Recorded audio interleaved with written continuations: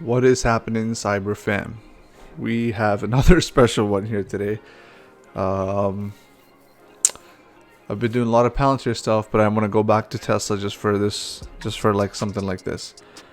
So recently I made a video, I think it was a month ago or something, where I mentioned that Michael Burry gets absolutely wrecked by shorting Tesla stock. And the only thing I was judging by that is the fact that I know that he had placed or bought a whole bunch of put options in Tesla and ARK. And then the price absolutely, the stock price absolutely went parabolic after that. I think he bought it at like 600 or 700 when it was at 700, and then one when it was a little lower, and then doubled down when it went up to I think 740 or something like basically a few months ago. And then it just went to 1200.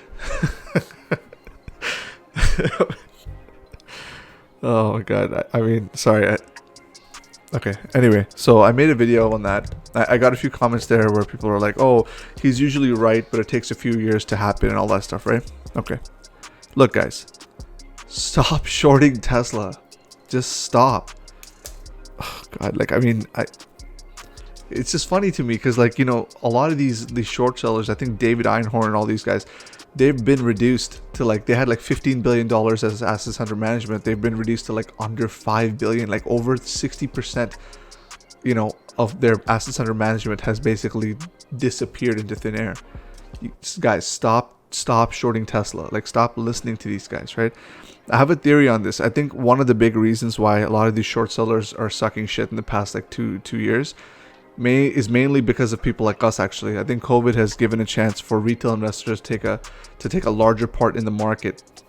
So, like, you know, a lot more money that wasn't there before is there now and is betting on pretty much a few things. Like, I know that a lot of, you know, hedge fund managers or just general fund managers, they tend to spread out. They look at fundamentals and they invest accordingly.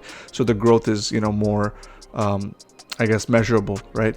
But people like us, we look for a company that we like or we know and we buy it. In a lot of cases, it's Tesla, it's Palantir, it's you know, like AMC, I guess, if you're going back to the stock stuff. But you know, it's stuff like that. So it's not exactly a dynamic that a lot of these people have tried to even, like, you know, think about, right? Before investing, it didn't apply to them before COVID in 2020. So I think that's one of the reasons. I mean, you guys let me know if I'm onto something there, but I definitely think there's a lot more retail skin in the game here. So it's throwing sort of a monkey wrench into all these people's fundamental logic there. But anyway, long story short, this guy, Michael Burry, deletes his Twitter again, bro. Like, oh my God, man. Look, at this point, and he deletes his Twitter all the time. It's like whenever there's something happening and he gets like upset, he deletes his Twitter. Like, the thing is, I have no issues with Michael Burry. I actually really like the guy. Like, I think he's pretty smart. Just not in this case, but I think he's a pretty smart guy. He has like a good idea as to where the market's going, and he actually doesn't hate Tesla.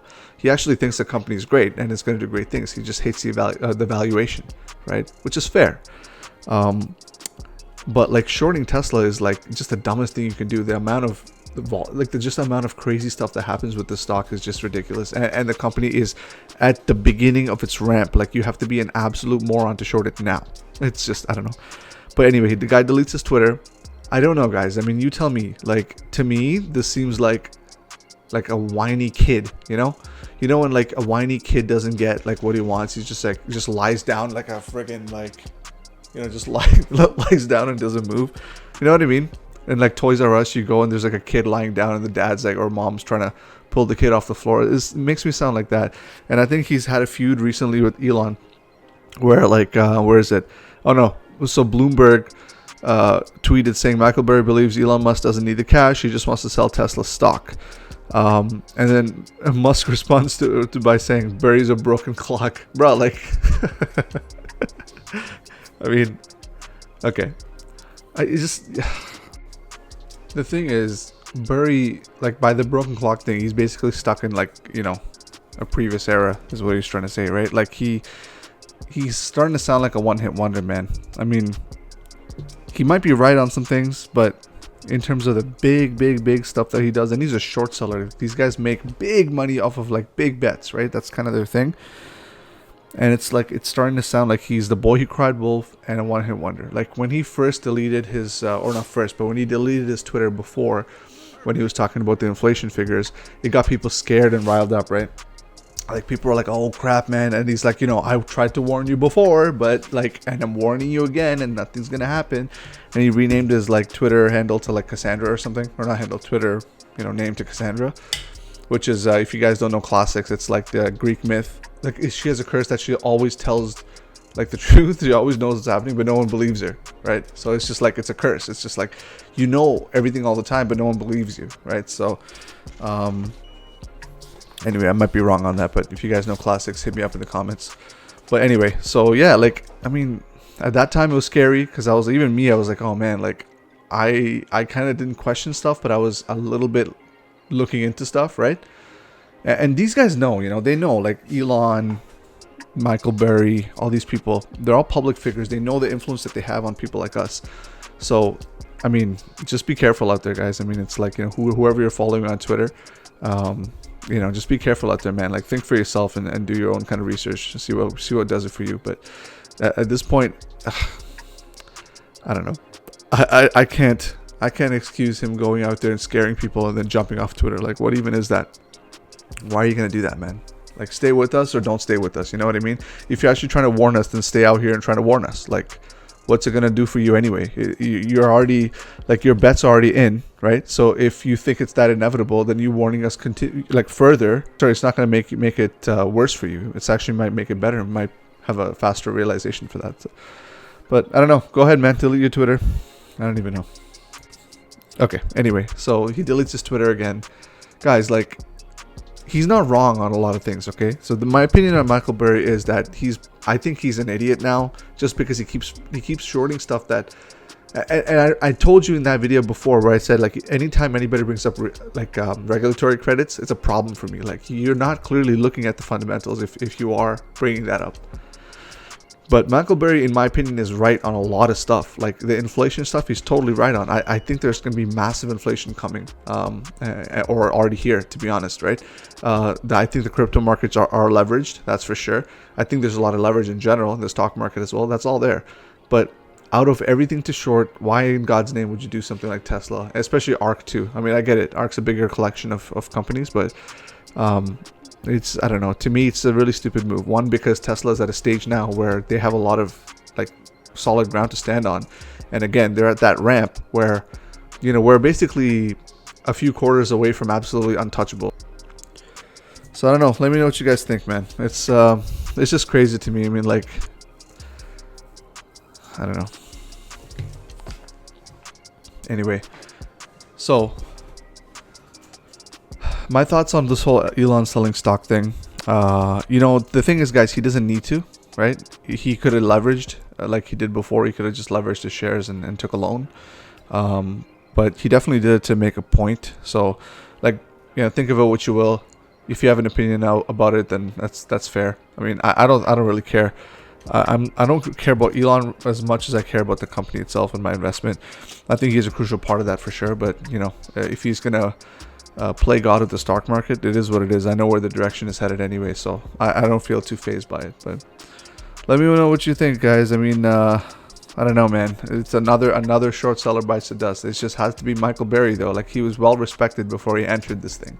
Just stay out of it, man. Stay out of it. Like, Tesla's gonna have its ups and downs, and they're gonna be drastic. Like, I mean, right now it's, I think, sub 1,000 as we speak, as I recorded this.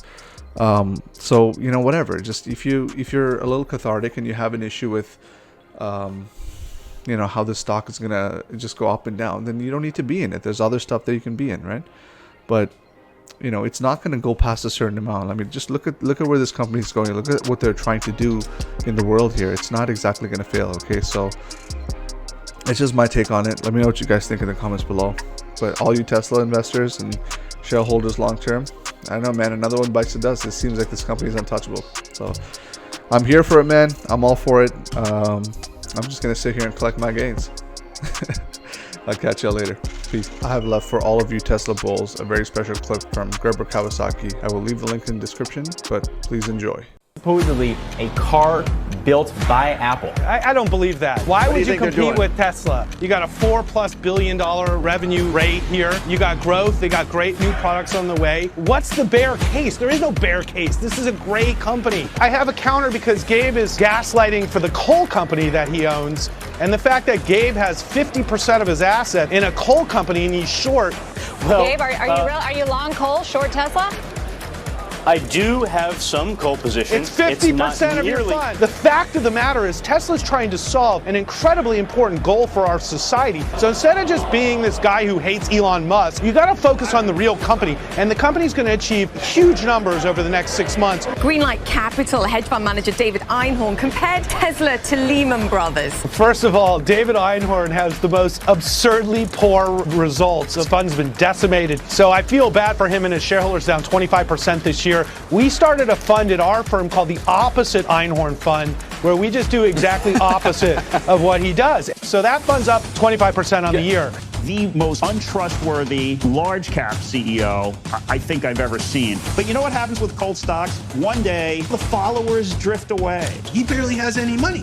Why isn't there some rule that you can't really say crap if you don't actually manage real money? Our next guest from The Big Short. He is now eyeing a few names that he is shorting this time around. Tesla. Yes, with respect to Tesla, he likes to pull a shtick where he's tweeting how great the deliveries are. We'll see how the rest of the earnings are. I'm not a weather vane. I'm an analyst. My job is to break out the calculator. We're going to see decelerating growth. Competition is coming that's real. Everything that Craig said is demonstrably false. I don't know where he gets his numbers. He probably pulls them out of his weather vane. Oh, the I3 or this or that. I don't want to be seen in a vault. I'm not getting in a vault for anything. Musk doing a jig yesterday. The stock nearly doubled over the last I might do it too. Watch here. Here's my jig. It's up over 255%, and it's up over $1,000 since yesterday when this stock split was announced right after the bell. Did you expect it? Do you love it? What are your concerns? Oh, the I3 or this or that. I don't want to be seen in a vault. I'm not getting in a vault for anything, okay?